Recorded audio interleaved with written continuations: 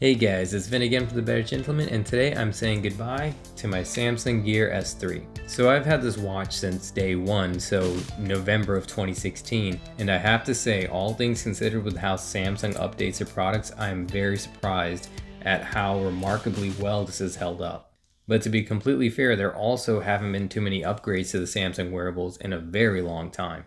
So this has been running great until just about recently when, with the last slew of updates, it finally started to bog down. And it's suspiciously timed with the latest push for the Galaxy Watch 3 by Samsung. And here we thought only Apple did that. And in addition to it slowing down, the battery life has been getting progressively worse as well. So initially I used to get about 2 days, and with one of the updates I actually got a little bit better. I was getting about 4 days.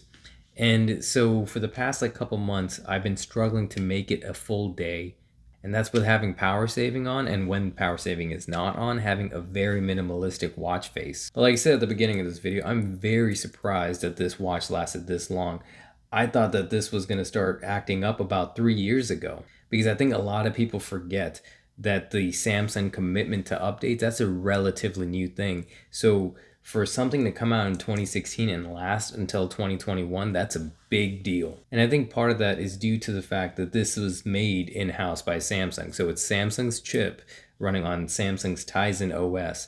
And I think that allowed them to kind of keep this thing going for longer than, well, anybody would have ever expected. And I'm not gonna lie, I'm still kind of concerned with Samsung's promises for updates and stuff, especially considering that now with the Galaxy Watch 4, they're rumored to go to the Android OS. But seeing how they were with this watch gives me a little bit of faith. And while this is the watch I've been using every single day for the past 4 years, you'll see that whenever I do reviews of other smartwatches, I tend to recommend cheaper alternatives. And there's a number of reasons for that. And the main reason I tell people to avoid these watches is the original retail price, which was $300 or so back when it came out in 2016. And the new one, with all the bells and whistles, is about $479. And honestly, for the amount of money you do end up spending on these watches, you don't get much. Which brings me to the second reason I often don't recommend this, and that is Tizen OS. This is an Android compatible watch, but that's what it is. It's an Android compatible watch. It doesn't run Android OS, and because of that, you have so many drawbacks. You don't have the App Store that Google provides, and instead the apps that you do get, you have to get through Samsung's own store. And that basically leads the selection and compatibility of the apps to be very lackluster. There's the bare minimum that you would need. And to kind of circle back to the first point, because this has just the bare minimum that you would need, the price tag of it seems even more ridiculous. But to Samsung's credit, I do believe that Tizen OS is the reason this watch lasted this long. I think this is priced so high just so it can compete with the Apple Watch, but to be honestly, comparing this to the Apple Watch is a joke. The Apple Watch has significantly more value and adds more features to what you can do with your device. And so a few days ago, I did see somebody make a very interesting comparison between the Galaxy Watch and the Apple Watch, and I think that's the best comparison I've seen. And basically they said that the Galaxy Watches seem like they're just compatible with your phones, whereas an Apple Watch feels like it's an extension of your phone.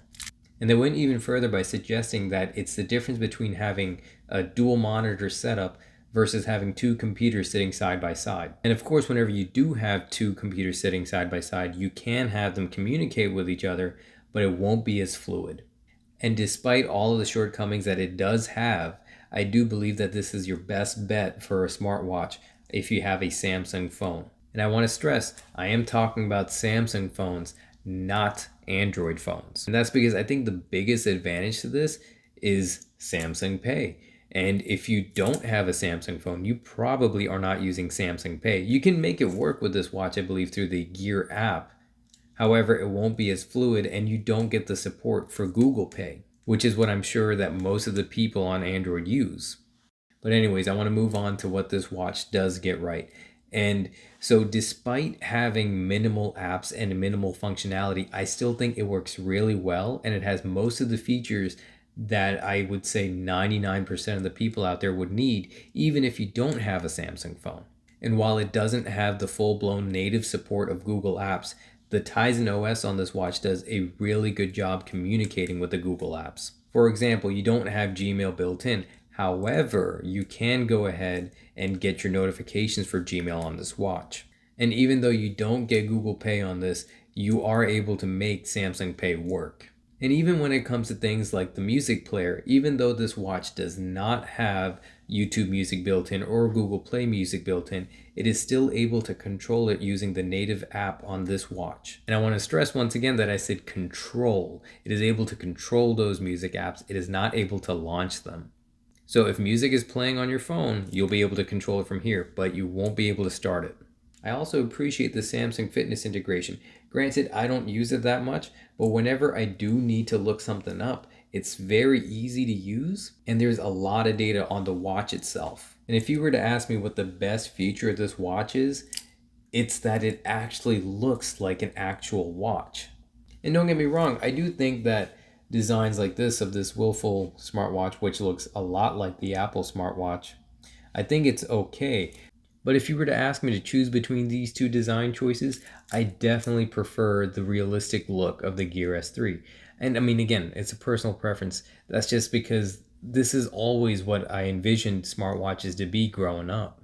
And speaking of the design, I love the fact that it has these two buttons on the side like an actual watch would. And on top of that, I love the fact that it has this rotating bezel, which also comes in really handy whenever you are going through your music files. And what I really think it boils down to is that it's just a more formal looking design. So I'm able to wear this in a more professional environment if I need to. But then again, that's just my personal preference. And I'm sure that there's a lot of people out there that would actually prefer the much more simpler design of like this Willful smartwatch, which again looks a lot like the Apple smartwatch. And overall, I do think that the Gear S3 is a great watch for most people. And I'm pretty sure like with a couple more updates, they'd be able to fix like the battery issues and the lag that I'm experiencing right now, because this has happened before and they were able to fix it.